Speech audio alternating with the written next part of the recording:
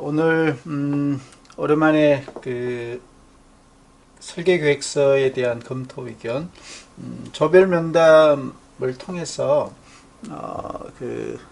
대면 의견을 일단 4월에 주긴 했지만 지난주까지 제출된 설계 계획서에 대해서 오늘은 1조에서 6조까지 간략한 의견을 영상으로 전달을 하도록 할게요. 이제 설계 계획서가 제출이 됐기 때문에 5월에는 본 설계가 거의 다 완료가 돼야 되고, 늦어도 6월 첫 번째 주까지는 본 설계가 완료되어서 최종 보고서의 거의 한 80-90% 이상의 완성도를 가지는 게 5월 정도에는 나와야 된다, 이렇게 일정을 생각하면 되고요. 자, 일단 1조부터 오도록 할게요. 1조는 다중 필터 마스크에 대한 주제가 설정이 되어 있고, 기존 기술과의 차별점이라고 하면 방수 효과를 발현을 할 수가 있다 하는 거, 아마 외부 레이어가 되겠죠. 두 번째는 한지로 만든 소재가 들어가 있기 때문에 미세먼지하고 항균 필터 기능을 강화할 수가 있다. 그래서 99.9%의 항균 성능이 있을 수 있다. 이런 것들이 제시가 되었고, 세 번째는 중금속의 흡착 필터가 들어가 있어서 초미세먼지 이런 거에 대한 여과 기능이 좀 더 좋아질 수가 있겠다는 그런 내용이 있고요. 여기는 수소결합이라든지 그런 것들을 제한하고는 있지만, 수소결합하고 중금속의 흡착 기능은 화학적으로 그렇게 연관성이 높지가 않죠. 그래서 좀 공학적으로는 조금 좀 합리성이 떨어지는 이야기를 좀 적고 있어요. 그래서 제올라이트 필터가 이제 중금속 흡착 기능, 기공이 많은 것이죠. 그런 특성을 활용을 하겠다는 것이고, 마지막으로 이제 습기를 없애주는 제습 효과. 아마 이거는 외피에 있는 방수 기능이랑 맞물려 있을 수가 있겠어요. 그래서 제올라이트는 중금속 이온을 흡착하고 그다음에 수분을 흡착하는 두 가지의 특성을 보일 것이다 라고 되어 있고, 이제 설계 제품 도면이 이렇게 나와 있어요. 그래서 그림이 이게 좀 잘 모르겠네요. 요 마스크 형태 안에 4개의 사겹으로 되어 있는 것인지, 사겹은 그냥 안쪽에 있는 것이고 마지막 아우터 레이어가 별도의 방수 기능을 갖는 소재가 들어가는 것인지, 그게 좀 불명확해 보면. 그래서 이런 걸 만약에 전체 그림을 하나 그려놓고 마스크를 요 안에 있는 4개의 레이어를 별도로 하나씩 그린다든지 이런 형태로 되면 훨씬 설계도면 완성도가 올라갈 텐데, 지금은 너무 단순하게 되어 있고, 이 4개의 레이어도 그냥 글자만 있어요. 보면 이 하나하나를 어떤 식으로 제조를 하겠다든지 이런 거에 대한 구체적인 아이디어가 이제 도면에 안 나와 있기 때문에, 만약에 다른 사람이 이 도면만 보고 이 4개 레이어를 제작을 하라고 하면 상당히 어려울 수 있어요. 새로 검토를 다 해야 돼요. 그래서 1조 같은 경우는 도면의 완성도는 매우 낮다, 이렇게 이야기할 수밖에 없겠네요. 자, 성능지표 2개인데 항균성 99.99%, 미세먼지 차단율 95%, 이런 거는 앞에 나와 있던 차별점에서 나온 게 있어요. 그죠? 그래서 한지에 의한 항균 성능을 활용을 한 것 같고, 그 다음에 방수 기능이 있는데 성능문표에는 방수 기능이 빠져 있어요. 그렇죠? 자, 그래서 지표의 타당성도 이제 일부 지표가 빠져 있고, 제습 효과 기능을 넣기로 했고, 그 다음에 중금속 이온 흡착 기능도 있다라고 했는데 성능 지표에 이제 보면 없어요. 자, 해서 1조는 설계 도면의 그 완성도를 더 보완할 필요가 있고 성능 지표도 명확하게 4개 레이어의 성능이 제한이 되어 있다면 이 성능 지표에 당연히 들어가야 되겠죠. 그리고 이렇게 계량적인 수치를 잡은 것은 측정하기 잘 되어 있으나 본 설계를 통해서 하나하나가 공학적으로 어떻게 실현이 가능한 것인지 그런 것들을 입증을 해내야 되는지 그런 것들이 본 설계의 핵심이라고 볼 수가 있겠네요. 자, 1조는 이렇게 보안 내용을 참고를 하면 되겠고요. 자, 2조. 자, 1, 2조가 보면 마스크예요.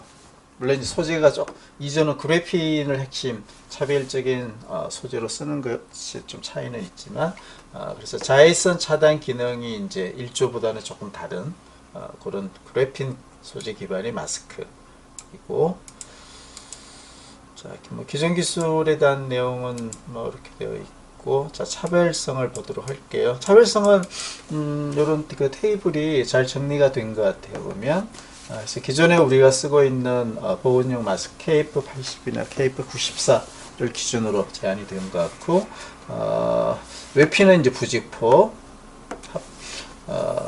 그 폴리에스터라든지 뭐 요즘 면 같은 것도 프린팅하는 소재에서 나오는 거로 그렇게 보이고 있고, 그 다음에 이제 핵심이 이제 필터가 되겠죠. 보온용 마스크의 핵심은 그래서 멜트 브라운 폴리프로필렌 필터를 현재 쓰고 있고, 내피도 뭐 부직포로 되어 있겠죠. 그 다음에 뭐 이런 재사용이 안 되는 것이죠, 그죠? 이게 이제 이 본 설계하고의 차별성이 이제 여기에 또 나타나고 있는 것이고, 자, 해서 이런 차별성을 갖고 있는 그래핀 기반의 마스크를 만들겠다라고 이야기를 했죠. 자, 해서 이제 바깥쪽 외피는 은나노 입자를 도포를 하는, 그래서 항균 성능을 준다라고 했는데, 이제 여기서 고려를 해야 되는 것이 이 나노 입자에 대한 인체 흡입성에 대한 독성, 장기 독성이 되겠죠. 이런 것들이 이제 한 10여 년 전부터 상당히 문제가 되고 있어서 실제 사람이 흡입할 수 있는 그런 제품에서 나노 입자를 사용하는 제품은 상당히 규제가 되고 있어요. 자, 그런 점들을 이 본설계에서 충분히 고려가 필요하다라고 하는 걸 꼭 명심을 하기 바라겠고, 자, 이제 핵심 중에 하나가 멜트 브라운 폴리프로필렌 필터를 그래핀 필터로 바꿨을 때 KF80 혹은 KF94 수준의 바이러스 내지 미세먼지에 대한 차단 기능이 어떻게 나타날 것이냐, 그게 가장 핵심이다 이렇게 볼 수가 있죠. 물론 폴리프로필렌 필터는 정전기적인 원리를 이용을 해요. 그래서 아주 높은 뭐 하루 안에서 수분이 많지 않다면, 습도가 높지 않다면 상당히 우수한 그런 항바이러스라든지 미세먼지를 잡아주는 기능을 나타낼 수가 있겠죠. 자, 그러면 그래핀 필터는 10회 세탁까지도 된다라고 이야기를 했기 때문에 과연 그래핀 필터가 정전기를 가지는 기존의 필터 대비로 그러한 차단 효과도 있으면서 세탁도 가능한 것인지, 이게 과학적으로 공학적으로 검증이 돼야 되는 어떻게 보면 상당히 어려운 그런 테마일 수도 있어요. 하지만 설계의 방향은 여러분들이 그런 방향을 잘 이해를 해주면 좋을 것 같아요. 자외선 차단을 위한 ATB 원사, 뭐 이거는 여러분들 특별히 설계하는 게 없죠. 그냥 상업화되어 있는 원사인데, 근데 이게 내피로 왜 들어가는지 모르겠어요. 자외선을 차단을 하려면 외피 쪽에 들어가야 되겠죠. 그래서 이게 공학적으로 조금 타당성이 되게 여전히 이상하다는 거. 자, 그리고 이제 10회 세탁을 해서 과연 이 핵심이 되는 그래핀 필터가 KF80이나 KF94의 성능을 유지를 할 수가 있을까 하는 거. 자, 그거를 핵심적으로 여기서는 설계가 되어야 되겠습니다. 자, 여기 이제 일부 이제 아이디어들이 쭉 있고요. 그래서 그 정전기 발생에 의한 그 기존의 필터는 당연히 수분이 들어가게 되면 정전기가 확 줄겠죠. 그래서 외부에 있는 바이러스나 미세먼지가 사람이 마실 수가 있는, 그래서 필터로서의 기능이 확 떨어지는 그런 문제가 있어서 이제 일회용으로밖에 못 쓰는 것이고, 그래서 이제 그래핀 필터를 쓰겠다라고 제안을 한 것이고, 그래서 항균 효과를 지닌 원사를 마스크 필터에 이용한다. 이게 아마 은나노 입자 도포를 이야기하는 것 같아요. 외피에.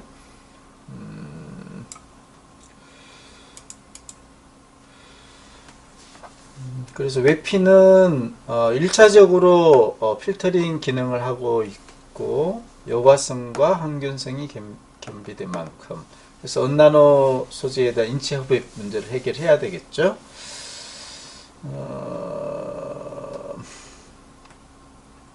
자, 내피, 우리 코에, 피부에 직접 닿는 내피.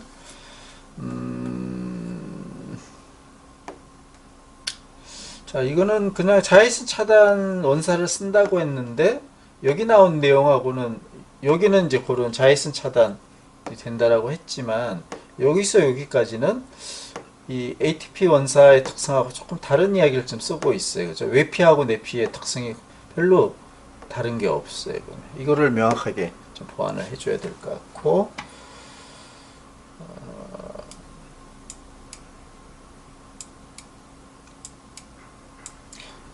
자외선 차단 기능은 핵심으로 하겠다라고 하면 내피에 들어가면 안 되겠죠.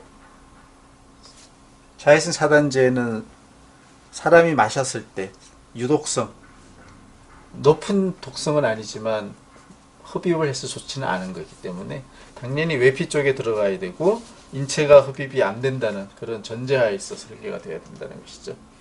자, 그런 것들도 자, 이제 그래핀 필터인데, 자, 요 기존의 그 멜트 브라운 방식 필터의 그 정전 효과가 떨어진다는 거, 요거는 이제 아주 정확하게 잘 분석이 되어 있어요. 자, 그래서 그래핀을 필터로 쓰겠다는 이야기고, 여기 자, 이게 미세한 공극을 통해 이물질을, 미세먼지를 포집하는 원리. 자, 이게 과연 KF80과 KF94의 성능이 나오겠느냐는 거죠. 요 단순한 원리만 가지고. 그렇죠? 자, 그래핀을 쓴다고 해서 KF80과 KF94가 발현이 되겠느냐. 이거는 가장 핵심적으로 설계할 때 본설계에서 요소 기술로서 이거를 보완을 해주고 과학적으로 입증이 돼야 돼요. 그게 보고서에, 이제 최종 보고서에 실려야 되겠죠. 장점이 있다라고 했지만 그런 그 마스크로서의 장점이 진짜 나타내겠느냐. 수식을 구할 예정. 이게 어떤 수식인지는 잘 모르겠어요. 자, 이런 것들도 좀 지금 본 설계에서 꼼꼼하게 잘 검토를 해주기 바라겠어요. 자, 그런데 성능지표 1번 사탕 내구성 10회까지 필터가 안전하게 차단력을 유지할 수 있는 거. 자, 뭐 그래프를 항균력 등등 그래프를 가지고 하겠다라고는 되어 있지만 계량적인 목표가 지금 빠져 있죠, 그죠? 빠져 있어요. 자, 이거 보완해서 계획서 단계에서 계량적인 목표가 들어가지 않으면 본설계 계획서의 보고서에서 최종 그 설계된 제품의 성능이 과연 계획서에서 어느 정도의 완성도를 갖는지에 대한 판단이 안 되는 것이기 때문에 계량적인 목표가 지표별로 다 들어가줘야 돼요.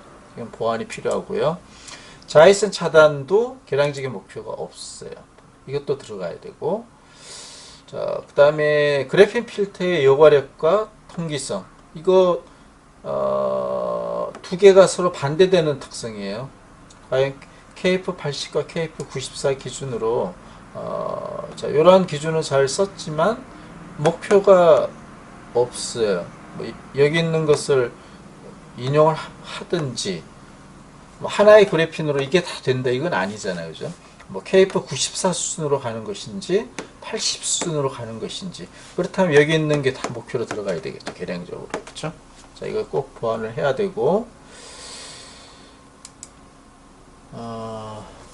최적의 공급 크기도죠. 이건 계량적인 수치가 안 나와 있기 때문에 그래서 성능 지표로서의 적절성은 매우 낮다라고 볼 수밖에 없어요. 무엇을 도출한다, 이건 정성적인 이야기죠. 이 성능 목표는 계량적인 목표 수치가 명확히 기재가 되어야 되고 그게 핵심적인 설계 기술과 연동이 다 되어야 되는 것이죠. 자, 그래서 전체 4개의 성능 지표들 중에서 3개는 아주 중요한 지표는 맞아요. 하지만 계량적인 목표가 빠져 있는 것이고 보완을 해야 되고, 4번 지표는 과연 이게 성능 지표로서 맞을까 하는 것은 한 번 더 검토를 한 다음에 만약에 적정성이 낮다면 삭제를 하는 게 맞을 것 같아요. 자, 뭐 설계 도면이 있긴 한데 이 3레이어에 대한 도면이 잘 안 보이죠, 그죠? 전체 모습만 있고 이 세 개를 어떻게 각각 하나하나씩 도면을 어떻게 제작을 할 것인지, 소재는 어떻게 하고, 뭐 가공이 필요하면 가공하는 에서 그 가공재가 어디에 위치를 한다라든지 이런 도면 같은 것들이 지금 다 빠져 있어요. 그래서 설계 계획서 단계에서의 도면도 보완이 필요하겠네요. 자, 3조. 자, 3조는 상당히 어려운 기계 정기적인 그런 바른 습관 의자라는 주제에 보면, 그래서 여기에 차별점은 로드셀 센서 2개를 부착을 해서 의자 좌판 쪽에 자세가 잘못되었을 때, 그러니까 무게가 쏠리는 경우를 이야기를 하고 있네요, 그죠?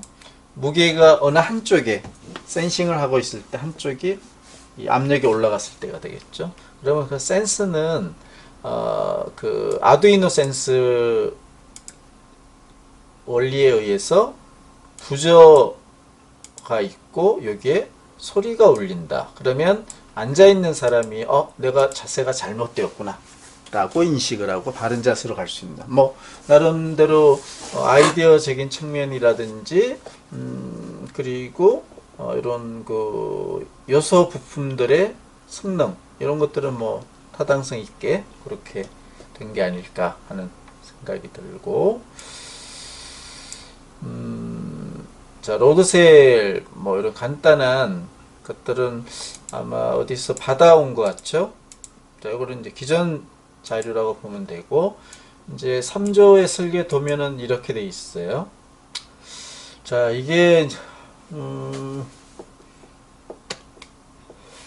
바퀴가 있는 걸 보면 가장 하단부를 이렇게 설계를 한 것 같아요. 뭐 나름 나도 뭐 의자를 만들어 보진 않았지만 이런 것들을 아마 참고 자료를 통해서 바퀴에 그 다음에 뭐 이런 것들이 뭐 여러 부품이 있는데 기존에 쓰고 있는 것들이 대부분 있는 것 같아서 바퀴 쪽에서 어떤 차별성 잘 안 보이죠. 자, 의자의 기둥, 자, 기둥이라고 되어는 있는데 여기에서 이 3조가 생각하는 기존의 의자 기둥 대비로 무엇이 차별성이 있는 기술이나 요소 기술이 혹은 제품, 뭐 부품 인지가 잘 안 나와요. 여기 보면죠. 도면 3번 같은 경우에 아마 좌판 쪽에 센서가 들어가겠죠. 여기에 아마 아두이노 기반의 로드셀이 하나 들어가는 거로 되어 있고,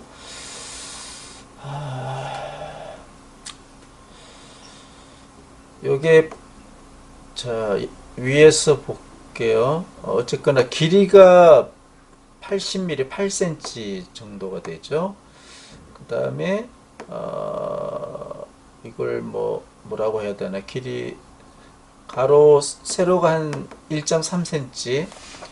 요 동그라미 구멍이 나 있는 게 뭔지 잘 모르겠고, 하여튼 요 그림은 그려져 있지만 여기에 그 로드셀이 어떻게 위치를 정확히 하고 있고, 그 다음에 이 로드셀에서 압력을 센싱을 해서 그 진동을 울리게 하는 그 과정이 지금 이 설계 도면에서 빠져 있어요. 그리고 뭐 이 그림 파일을 붙였지만 이게 어디에 들어가는 것인지 잘 안 나와요. 여기서 보면 진동을 울리게 하는 그 전기적 신호를 받아서 진동을 다시 기계적인 에너지로 나와줘야 되겠죠. 자, 그쪽 부분에 자, 이런 그림을 어디서 따온 것 같은데 로드셀이 있고 이게 전기적인 신호를 아마 아두이노 센스 진동을 아마 부여하는 이런 그림을 따온 것 같은데 자 이거는 글쎄요. 자, 이런 기계나 정기적인 설계를 테마로 하게 되면 화학을 전공하는 우리 나나 여러분들이 이제 이런 쪽에서 어려움을 겪을 수밖에 없어요. 이런 센서 그냥 그림 내진 설계도를 따와가지고 쓰겠다라고 하는데 여기에 과연 여러분들이 생각하는 차별적인 요소 기술이 무엇이냐 하는 것이죠. 그게 중요한 것인데 자, 그런 것들을 조금 잘 본 설계에서 감안했으면 좋겠어요. 자, 성능 지표가 3개가 나와 있어요. 그러나 2조와 마찬가지로 계량적인 목표가 다 누락이 되어 있어요. 그래서 계량적인 목표가 누락이 되어 있기 때문에 이 계획서 자체가 보완이 돼야 되겠어요. 그렇죠? 이 상태로 본설계로 가게 되면 계획서의 성능 목표가 지금 빠져 있기 때문에 본설계가 끝났을 때 설계의 완성도를 볼 수가 없는 것이죠. 그게 지금 1조에서 6조 중에서 계량적인 목표가 누락된 조가 4개 조나 돼요. 2조, 3조, 그리고 다음에 이야기할 4조, 그리고 6조 이렇게 4개 조는 성능 지표는 2개 이상 잡혀 있지만 지표별 목표가 없어요. 그걸 다 보완을 해줘야 돼요. 그리고 지금 최종이라고 나와 있지만 이건 최종이 안 되는 것이죠. 목표가 없기 때문에. 그래서 다시 계량 지표의 성능 목표가 설정이 된 최종 설계도가 당장 그런 공고를 통해서 며칠까지 제출하도록 공지를 하도록 할게요.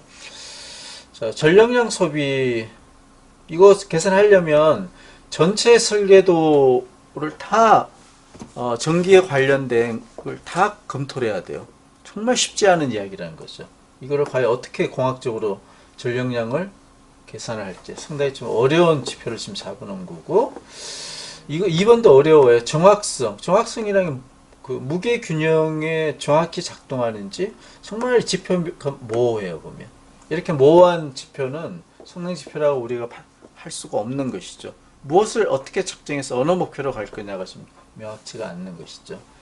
자, 감도라고 하면 시간에 대한 이야기 같은데 뭐 1초 안에 감지가 되는 것이냐, 뭐 1분이 지나야지 감지가 되는 이렇게 뭐 분단위가 되면 말이 안 되겠죠. 순간적으로 압력의 차이를 느껴가지고 진동을 올려줘야 되는 거기 때문에 적어도 뭐 1, 2초 뭐 이런 초 단위의 그 감도, 뭐 수신 감도 아니면 그 수신 시간 이런 식으로 돼야 되겠죠. 만약에 이게 지표가 되려면. 그리고 그 시간이 얼마나 빠른 시간에 되느냐는 공학적으로 입증을 해야 돼요. 단순히 됩니다 이러면 그것은 미완성 설계가 되는 것이죠. 그래서 3조도 보면 성능 지표 쪽은 현재 이 상태로는 본 설계에 들어갈 수는 없고 여기를 대폭 보완을 해서 보완 계획서를 제출을 해야 될 것 같네요. 자, 4조 보도록 할게요.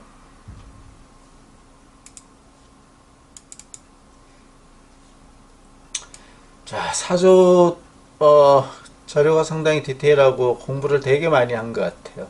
자, 일단 계획서까지는 그래요. 하지만 역시 엘리베이터의 추락 방지를 위한 자기력, 자기 구성 열차의 자기력을 이용한 제동 장치, 상당히 어려운 그런 주제 테마를 가지고 아마 그래서 자료 조사가 더 어려웠을 수도 있고 뭐 이런 기존 기술, 차별적인 기술에서 자기 부상 열차의 원리를 많이 활용을 해서 공부도 많이 한 것 같아요. 보면 기존의 리니어 모터 원리가 이러하고 반발식 자기 부상은 그 전극의 그 동일하냐 다르냐에 따라서 반발력이 생겼다 안 생겼다는 그런 것들 이제 공부를 했고 그다음 여러 가지 이제 그 자기 부상에 적용되는 유도기 전력이라든지 로렌츠 폴스라든지 전도율이라든지 그 다음에 도플러 센서에 사용되고 있는 도플러 효과가 무엇이냐 이런 것들 많은 자료를 잘 정리를 하긴 했어요. 도면도 어디 참고문헌으로부터 받아왔고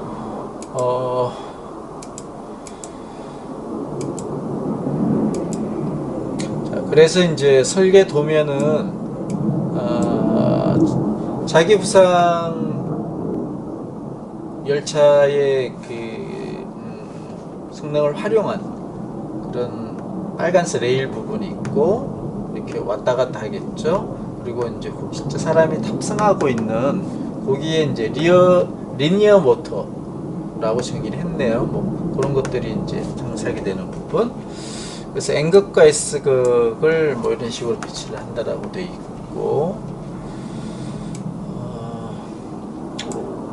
그러다 보니 이제 그 추락 사고가 났을 때 맴돌이 전류가 발생이 되고 힘이 역방향으로 작동이 되겠죠. 그래서 추락되는 이 에너지보다 맴돌이 전류에 의한 에너지가 더 커야만 브레이크가 잡힐 수가 있겠죠. 그런 설계 도면을 가지고 성능 지표가 나와 있는데, 자 여기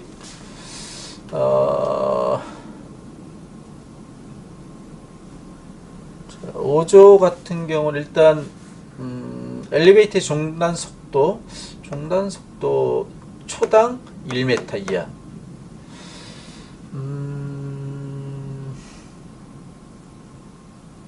초당 1m. 완전히 제동되는 게 아니고 여전히 밑으로 떨어진다는 의미네요. 자, 요걸 명확히 할 필요가 있어요. 기존의 엘리베이터가 초당 1m, 그러니까 이게 이렇게 되는 게 좀 글쎄 좀 애매하긴 해요. 기존 엘리베이터의 속도가 다 다른데 많은 층을 올라가야 되는 엘리베이터는 초당 10m를 올라갈 수도 있고 내려올 때도 그렇고, 하지만 낮은 층수를 왔다 갔다 하는 엘리베이터는 그 평소 속도가 초당 1m일 수도 있잖아요. 그러면 이 목표가 무슨 의미가 있느냐는 거죠. 기존의 10m/s를 자기 부상 원리에 의해서 10분의 1 속도로 줄여주겠다. 이렇게 된다면 이거는 입증이 가능하겠죠.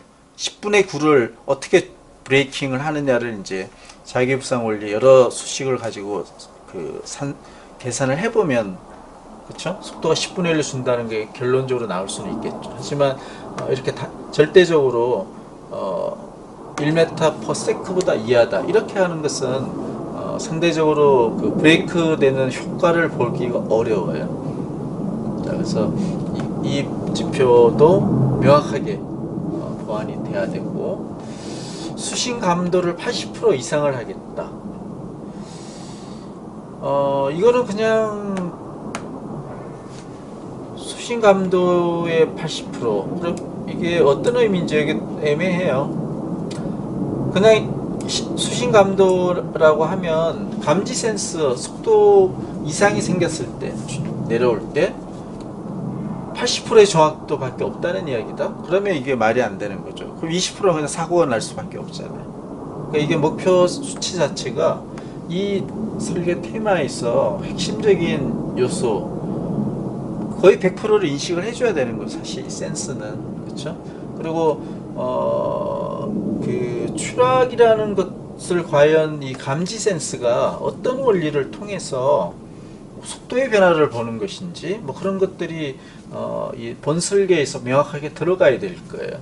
거기에 연동이 되어서 80%라는 것은 좀 너무 설계의 완성도가 낮은 그런 목표가 아닌가 하는. 그래서 저 수치에 대한 추가적인 검토가 필요하고. 자, 두 개밖에 없네요.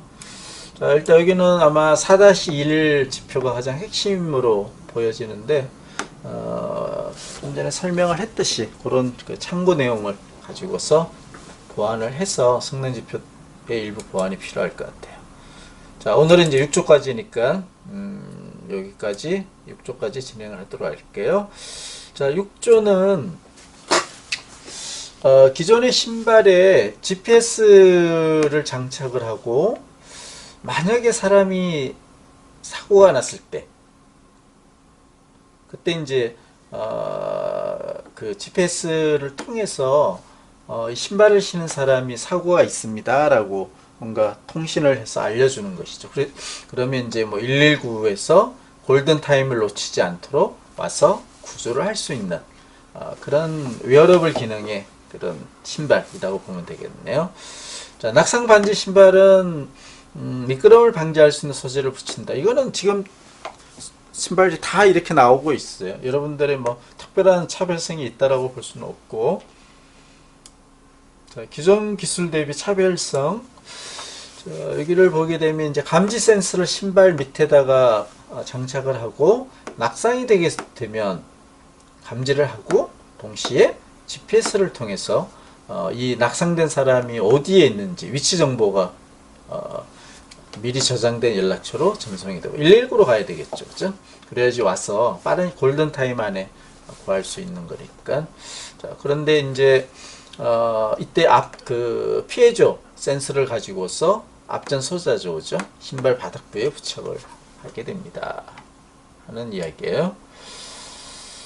자, 설계 도면은 피해조 센서가 아마 이거로 보여지고 밑쪽에 들어가네요. 그죠? 들어가고 그 다음에 모듈이 들어가고 이게 이렇게 들어가나. 이게 좀 모양이 좀 되게 위치가 애매하죠? 그럼 이 모듈이라는 게 도대체 하나하나가 뭔지 이런 것들 지금 정확한 정의가 안 돼 있어요. 보면 그런 것들이 이제 본 설계에서 계획서 자체에서 사실은 이미 이 그 설계도에서 이 하나하나를 다 그 설계를 해야 되는데 이미 빠져 있기 때문에 보완이 될 수 있다면 계획서에서 보완을 하고서 본 설계를 하는 게 맞을 것 같아요. 자, 이제 중요한 성능 지표를 보게 되면, 자, 6조도 보면 계량적인 목표가 좀 다 빠져 있어요. 그래서 이 계량적인 목표 보완을 해야 되고, 자, 지표를 보도록 할게요. 센서를 가동할 수 있는 전력과 그 전력을 감당할 수 있는 소재. 자, 최소 전력을 구한다. 이게 의미가 있나요? 최소 전력 이상, 그리고 여기 빠져 있는데, 앞전 소자를 가지고, 전력 공급원이 현재 빠져 있어요, 보면. 전력을 어디서 공급을 하는 것인지. 이쪽에 연동이 되어 있을 수 있죠. 여기나 여기 쪽이다. 그게 이제 빠져 있어서 그걸 보완을 해야 되고, 자, 최소 전력이라는 웬만한 전력이 있으면 센서가 작동이 될 수 있는 전력을 공급을 할 수 있겠죠. 그거보다는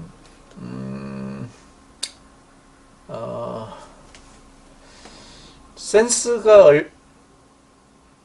어느 정도의 그 낙상에 의한 그 에너지의 어떤 변화, 그게 뭐 충돌 에너지가 발생이 됐다라든지 뭐 등등 뭔가 타겟이 돼야 되겠죠. 이 센서가 무엇을 감지를 하느냐는 거죠. 그거의 감지 특성이 지표로 들어가 줘야 돼요. 그리고 계량 목표가 정해져야 되고, 그거의 뭐 최소 얼마 이상의 힘을 감지를 할 수 있다. 그리고 그거의 정확도는 얼마이다. 그래서 그 입증을 하는 단계에서는 관련된 수식을 가지고 입증을 해줘야 돼요. 자, 그런 것들이 지표로 들어가야지. 현재 이렇게 애매하게 최소 전력을 가지고 그 다음에 감지 정도의 기준 세우기, 이거는 지표가 아니죠. 센서의 감지 뭐 최소 감지 특성이라고 해서 뭐 최소 에너지 변화도라든지 뭐 등등 그런 게 있을 거잖아요. 그래서 여기도 6조도 보면 이 지표 두 개의 지금 적정성은 다 떨어져요. 보면 새롭게 지표를 두 개 이상 만들고 계량 목표까지 정확하게 설계를 할 수 있는 그런 수치가 들어가 줘야 돼요. 자, 이렇게 6조 전반적으로 기존 자료라든지 그다음에 설계도라든지 계량 성능 지표의 타당성, 계량적인 목표 누락 이런 대폭 보완이 필요한 것 같아요. 특히 6조인 경우는. 자, 이렇게 해서 오늘은 1에서 6조까지 제출된 계획서 지금 완성도가 다 부족한 부분들은 검주 안에 보완을 하고 그리고 본설계를 본격적으로 하는 아마 그런 식으로 공지를 하도록 할게요. 자, 일단 오늘은 여기까지 6조까지만 검토 의견을 이야기를 했고 수요일날 어린이날 공휴일이긴 하지만 우리가 이게 수업을 하는 건 아니잖아요, 그죠? 설계가 빨리 잘 될 수 있도록 의견을 주는 거기 때문에 휴강을 사실 해야 되는데 일단 설계 진도를 더 효율적으로 가기 위해서 수요일날 오후 3시에 7에서 11조에 대한 검토 의견을 영상을 올리도록 할게요. 그러면 7에서 11조는 수요일날 영상을 보고 아마 계획서를 보완하는 게 먼저 선행이 돼야 될 것 같다는 예상이 되긴 되네요. 자, 공지를 보고 일정에 맞춰서 보완을 해주기 바라겠습니다.